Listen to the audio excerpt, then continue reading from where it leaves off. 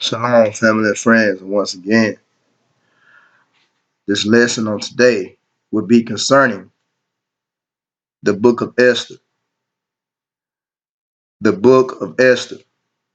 When you think of the book of Esther, you think of the feast of Purim.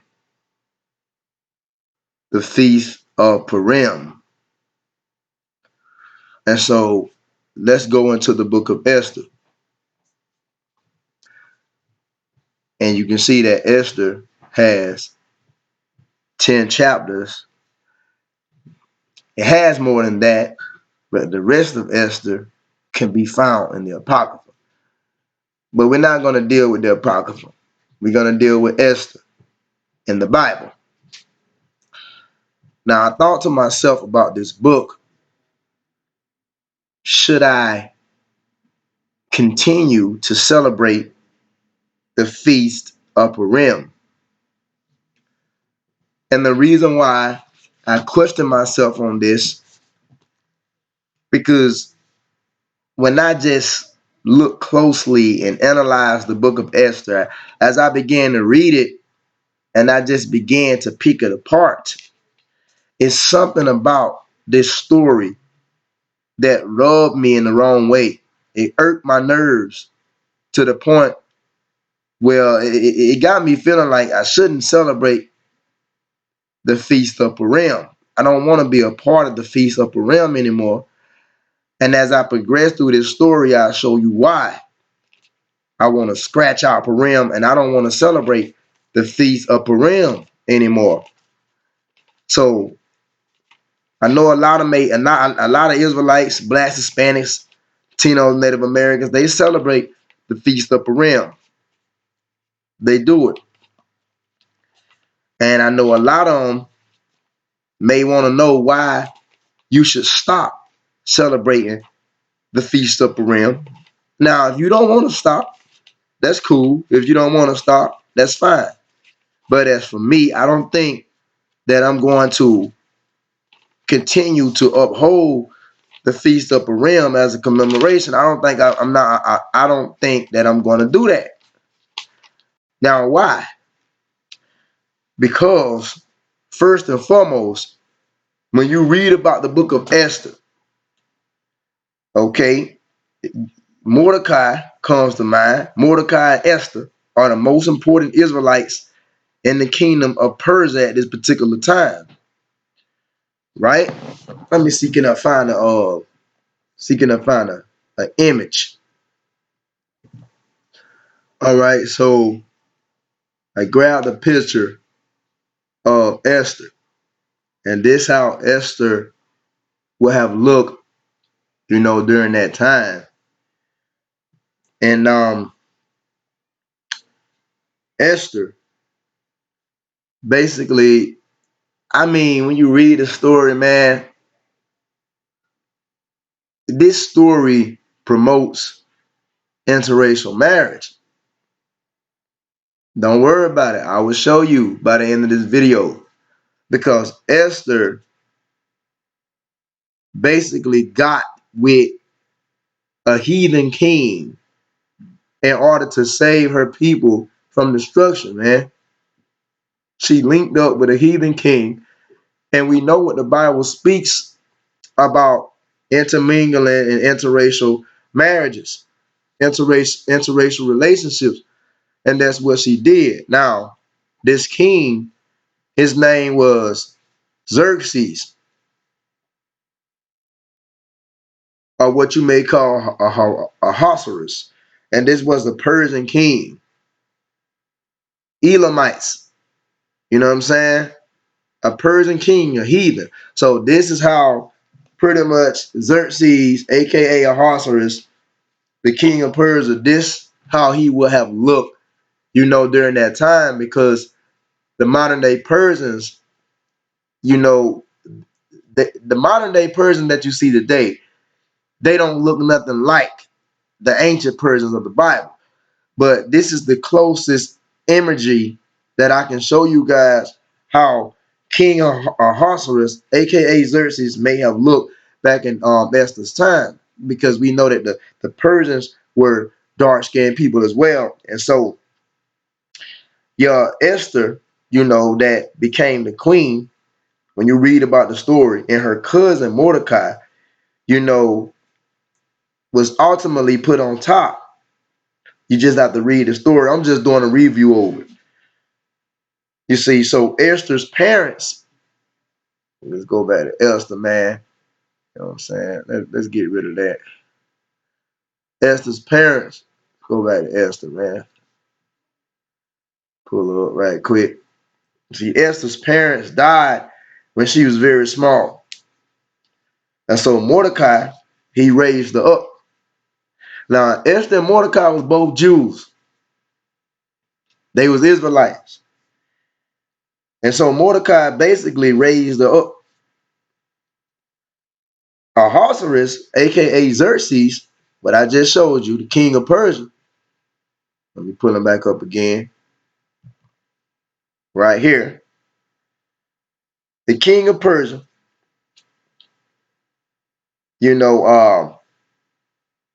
had this palace in the city of Shushan.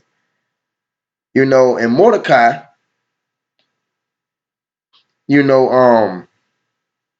was one of his servants. You see, and so let's talk about this Persian king, Ahasuerus, aka Xerxes. One day the king's wife, which was Vashti. Now, Vashti was the king of Persia's wife, and she did not obey her husband. So you can see here, King Xerxes, aka Ahasuerus, the king of Persia, and his wife being the queen, she kind of kicked against him. She did not obey him. So the king chooses a new wife to be his queen. You can read about this in the book of Esther. He wanted to show her off, and she didn't agree to do so. So what he did, he got rid of her, and he replaced her ultimately with Esther. Yeah, which was an Israelite woman. So the story of Esther is about interracial marriage, man. And that's why I can't rock with that. Because Esther was a Jew from the nation of Israel, and Ahasuerus, aka Xerxes, he was a Elamite, a Persian from the nation of Elam. And that's intermingling. We are not supposed to be crossbreeding, intermingling, linking up with other heathen nations, man. So you mean to tell me that Ahasuerus, aka King Xerxes, basically got rid of his wife, aka the queen, and traded her out for an Israelite woman, which was Esther. Facts. Traded her out.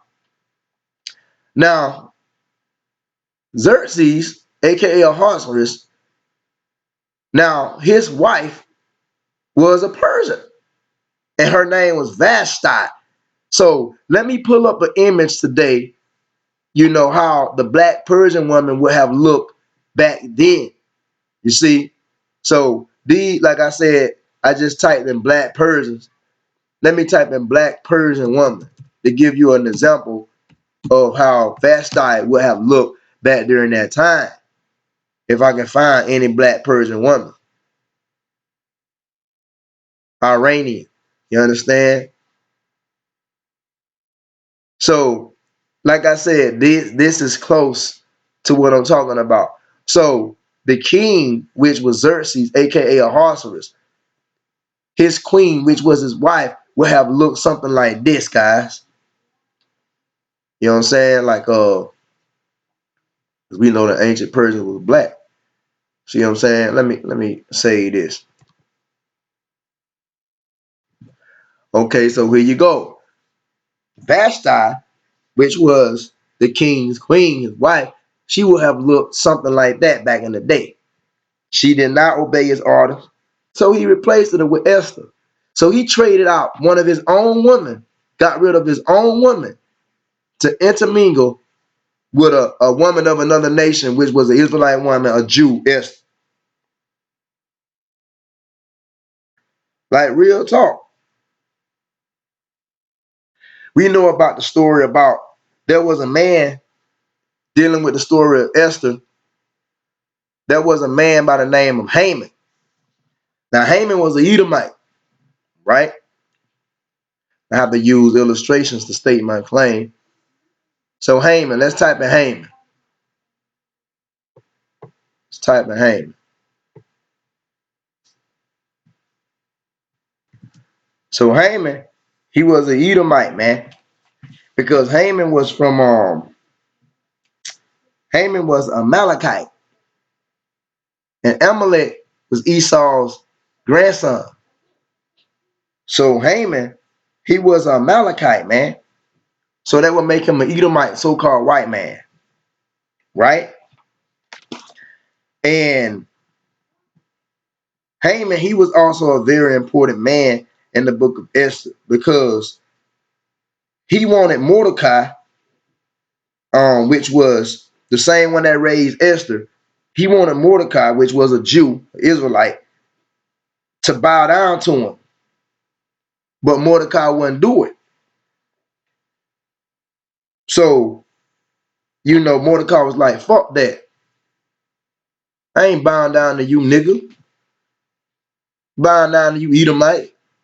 And he was pissed off because Mordecai told him that. You see that? And so what did he do?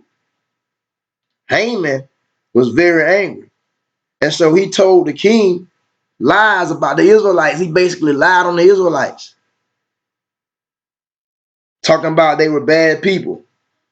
They didn't obey the Persian laws and whatnot. And he said they should be put to death. So King Xerxes, aka Ahasuerus, basically he didn't even know that his wife Esther was an Israelite. He didn't even bother to check in on her.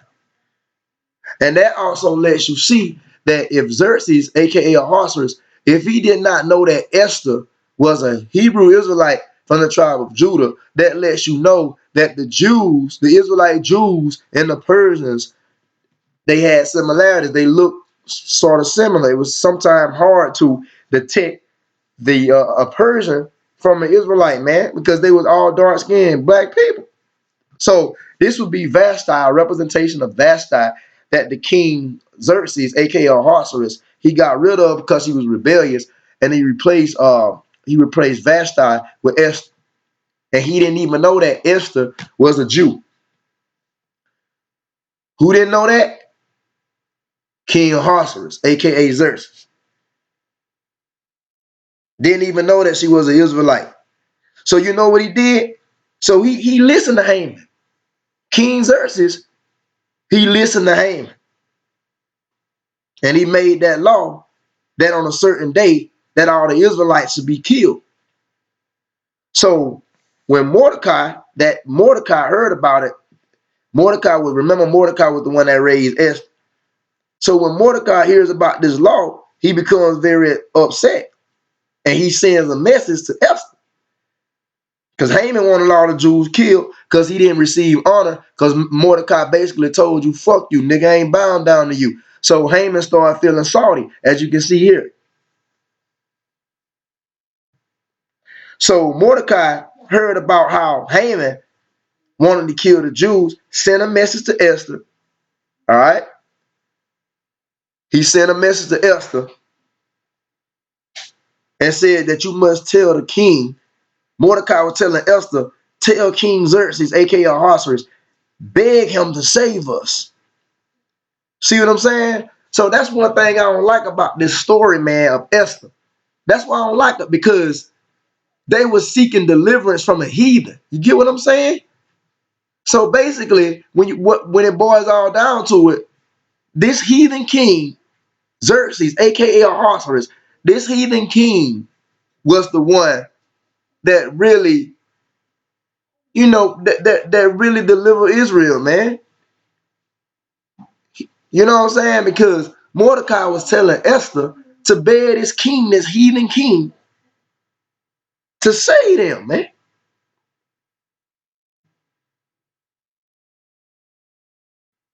So back in Persia, it was against the law to approach the king unless you was invited.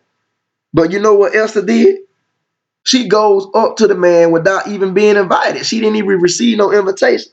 She just went up to him. Esther went up to the king, and the king he held out his he had a golden scepter. Had a golden scepter, and he holded out his rod to her, which means that she was not to be killed. So he had compassion on Esther. Even though she came to him without an invitation, he had compassion on her. Because this heathen king fell in love with an Israelite woman. And an Israelite woman, you know what I'm saying, in order to save her people, in order to save their ass, she gonna side with a heathen, man. You understand? Like, Esther sided with a heathen king in order to save her people. That's just like a black woman on the plantation. You know what I'm saying? You got this white slave owner, and she'll do anything to get next to the white slave owner to save her people. You understand? Like, come on, man. That's why I can't rock and roll with this story no more. I don't want to celebrate Purim, man. I really don't want to uphold Purim anymore. You have to look into it just like that, man. Because there is a feast pertaining to the Israelites that is better yet known as the Feast of Purim, celebrating God's deliverance, you know what I'm saying, of the Jews from them being killed from Haman's. You know what I'm saying? And it's called Purim. Purim means to cast lots, because that's what they did, cast lots on the Israelites to kill them. And so this is why I can't rock with Purim, man. Because how we gonna talk about, as Israelites, how we gonna talk about interracial marriage is outlawed? Is interracial marriage is pretty much off limits, and that we, being Israelites, are not to intermingle with other nations. But then in the book of Esther, you got a Jew, an Israelite woman, that sided with a heathen king in order to save her people ass. And don't tell me that this ain't interracial marriage, because Esther was a Hebrew Israelite, a Jew from the nation of Israel, and King Xerxes, aka Ahasuerus, was an Elamite, a Persian from the nation of Elam. So this is interracial relations, and she did that in order to save her people. If you ask me, I'm thinking she should have let her people die before she slept with this heathen king, man. For whatever she did with him, you know what I'm saying? But we know she sided with him. A real revolutionist, man, a real Hebrew Israelite woman, man, would have let her people die before she got with a king, man, especially a heathen king, to save her people. You see what I'm saying? And that's why I can't rock with this story. So, yeah, man, it's crazy. Now watch this concerning interracial marriage. Watch this concerning interracial marriage. Deuteronomy chapter 7. Now, I'm reading this directly from the Bible. Deuteronomy chapter 7 is talking about how you had Hamitic nations, African nations, which was Hittites, Girgashites, Amorites, Canaanites, Perizzites, Hivites, Jebusites, which was all Africans, Hamites, Hamitic nations that occupied the land of Canaan. So when the Most High was about to bring them into the land of Canaan, he wanted the Israelites to kill them all up, and he didn't want Israel dealing with the Hamitic nations. And I'm going to show you here. This is Deuteronomy 7 and verse 3. He says, neither shalt thou make marriages with them. Thy daughter thou shalt not give unto his son. See that? Neither shall you make marriages with these Canaanites, these Africans, these Hamitic nations. What does that mean? You shouldn't link up with them. You shouldn't fall in love with them. You shouldn't have any relational dealings with them. Neither shall you make marriages with them.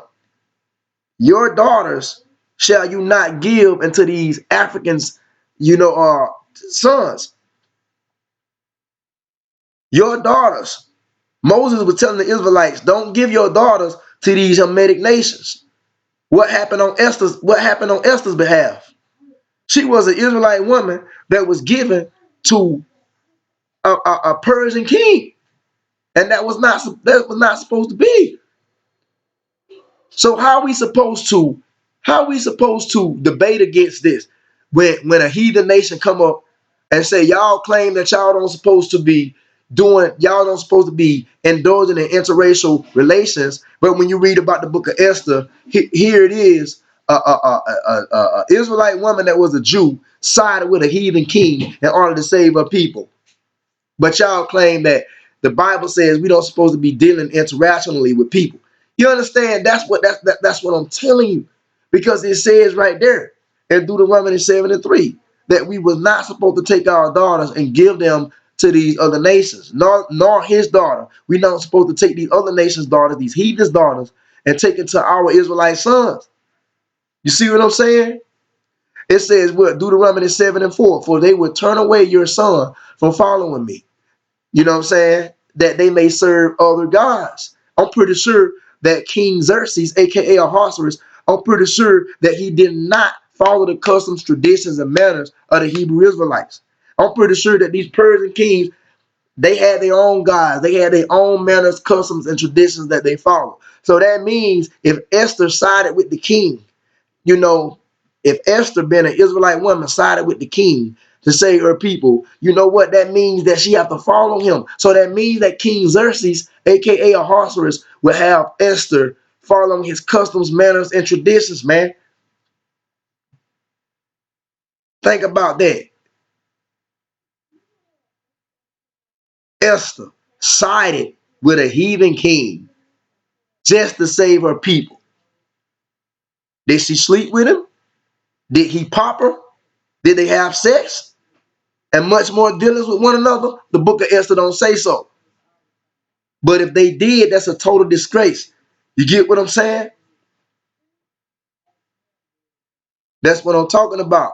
Now let's go back to the book of Esther. You see? So, the king, he had mercy on Esther, you know what I'm saying? Because he fell in love with her. That's the only reason why Xerxes hold out that staff and didn't kill Esther. He had a thing for her. You see? Then Esther invites the king and Haman to a big meal, like a banquet. So Esther here, she invited Haman, which was an Amalekite Edomite, and she also invited King Xerxes to this banquet meal. Once they got there, eventually, the king asks Esther what favor she wants from him. Esther tells Xerxes that she would tell him if he and Haman would come to another banquet meal the next day. So it went okay. So it went down, and the next day at that banquet meal, Esther tells King Xerxes, aka Ahasuerus. Esther tells the Persian king, "My people and I are in trouble." That's what Esther was telling King Xerxes. She said, "You gotta help us because my people and I are in trouble, and we are to be killed." And the king here, being the king of Persia, Xerxes, the king is angry. And he asked Esther, he responded to her, he said, "Who dares to do such a thing?" And Esther tells the king that it's Haman, because he was there too at the banquet. And she tells the king, which was Xerxes, that this man, this enemy that's planning on killing us as a nation, killing the Jews, is wicked Haman, this Amalekite. Now, this pissed the king off. Pissed him off. And he commanded that Haman be killed. And when you read the story, it says that Haman was hanged. And some may say that King Xerxes ordered Haman to be killed. Some say that he was hanged, and some say that he was impaled on a spike. But this is what Xerxes had done to Haman because of his love for Esther. And he didn't even know, like I said, Xerxes didn't even know that Esther was a Jew.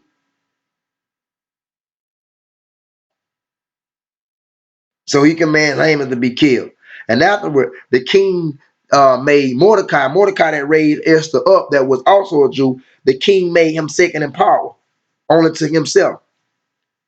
Then Mordecai sees to it that a new law is made that allows the Israelites to fight for their lives on that day that they were supposed to be killed.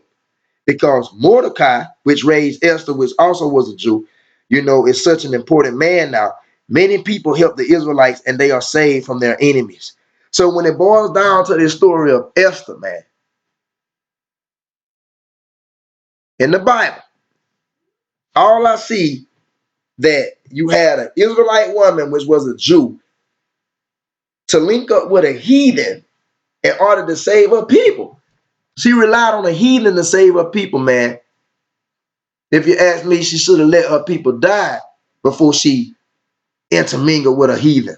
You understand? Because the Bible said that's not supposed to be done. But some of you may not agree with what I'm saying. Some of you may disagree. Some of you may agree. But this is why exactly I'm not rolling with the Feast of Purim no more, man. You know what I'm saying? Like, I can't do it. I can't do it, man. The Feast of Purim. So guess what? Purim. Esther. Think about it. Now, if somebody came up to you, black woman, you so-called black woman, with your Israelites, you so-called black, Hispanic, and Native American women with your Israelites today. If someone came up to you and said, would you sleep with a heathen man? Would you side with a heathen man? Even though this heathen man may be a king, even though he has his empire, he's ruling, he has the power. And somebody asks you, black, Hispanic, and Native American Israelite woman, would you side with a heathen king? Would you side with him to save your people? Or would you let your people die before you get with a heathen? What would be the answer? What would be the answer? Be real. Because you can't talk about a so-called nigger woman on the plantation trying to do everything to get to the white slave owner to sleep in his house, to sleep in his mansion in order to save her people. You can't talk about that if you're not willing to over enter and understand this is exactly what's going on in Esther. So I don't want to hear about you Hebrew Israelite women today talking about, I would never side with a white man, do anything I can to get next to him just to save my people. My people gonna have to die. Fuck the white man. Okay, if that's the case, then guess what? Esther should have let her people die before she sided with this heathen ass king. Because let me tell you something, this nigga right here, King Xerxes, this nigga right here, you know what? He was a disgrace to his own people because Vashti, which was his wife, which was a Persian from his nation, he cast her off just because she was being disobedient to take upon a Hebrew Israelite woman. So he was a disgrace to his own woman. You see what I'm saying? He was a disgrace to his own woman. That's all I'm saying. But it is recorded in the book of Esther that we should keep it. It's recorded in there. And I'm going to show you. Is it recorded in the book of Esther that we should keep it? Exactly. And I'm going to show you. So let me show you guys where that's recorded in. And it's recorded in chapter 9. So let's go to Esther 9. I've been intending on making this video, man, because it's just something don't sit right with me about this story.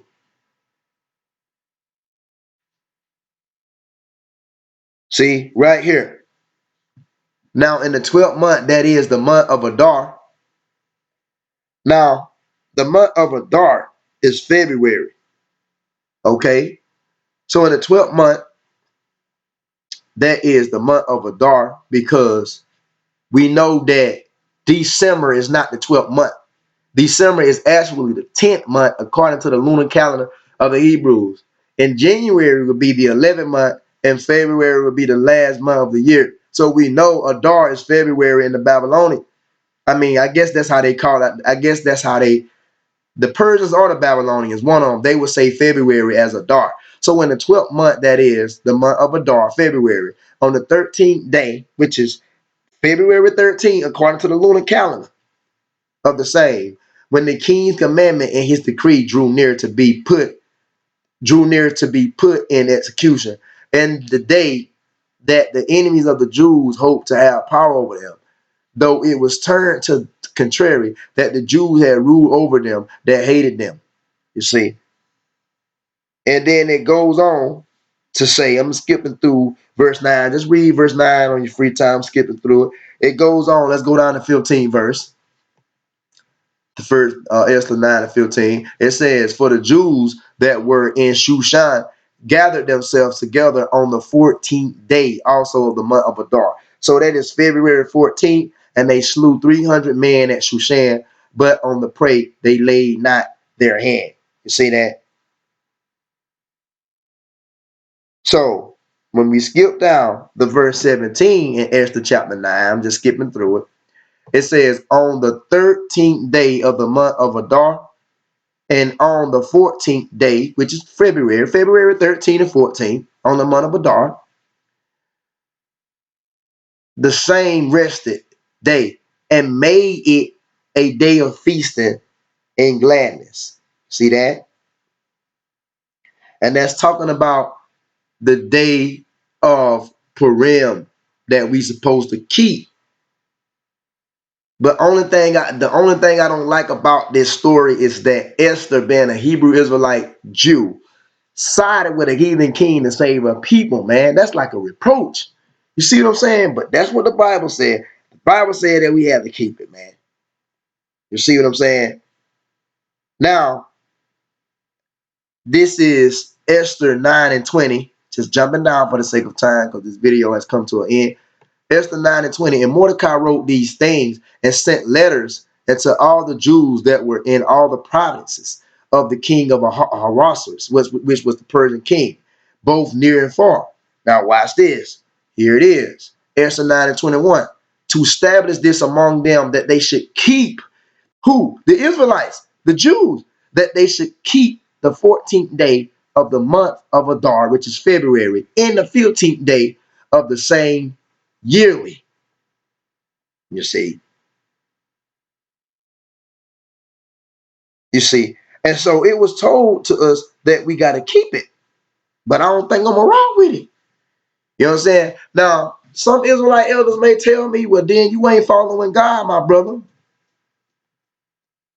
But then that means that God approved. That means that the Most High God do not see nothing wrong with a heathen woman being taken. I mean, that means that let me get it right. Slow down. That means that the Most High do not see a problem with Hebrew Israelite woman. That means the Most High don't see a problem with Hebrew Israelite woman linking up with heathen men. If that's the case, that means he don't see a problem with that. So you be the judge. He told us not to do that. See? And so, yeah, Esther 9 and 28, skip down, Esther 9 and 28, and that these days should be remembered and kept throughout every generation. So they wanted you to remember this, Purim, that Esther 9 and 28, that these days should be remembered and kept throughout every generation, every family, every providence, and every city, and that these days of Purim shall not fail from among the Jews, nor the memorial of them perish from their seed. So it tells you right there, man, that we supposed to keep Purim, this feast event, forever, and that it should be remembered and it should be kept throughout every generation of the Israelites. You know what I'm saying? And so that's why you'll see a lot of Hebrew Israelite brothers and sisters carrying out this commemoration. But I just disagree, man. You know what I'm saying? But anyways, comment, tell me how you feel about it. Hebrew brothers and sisters, tell me how you feel about this story, man. And it's been another great one. And I'll catch you guys in the next edition.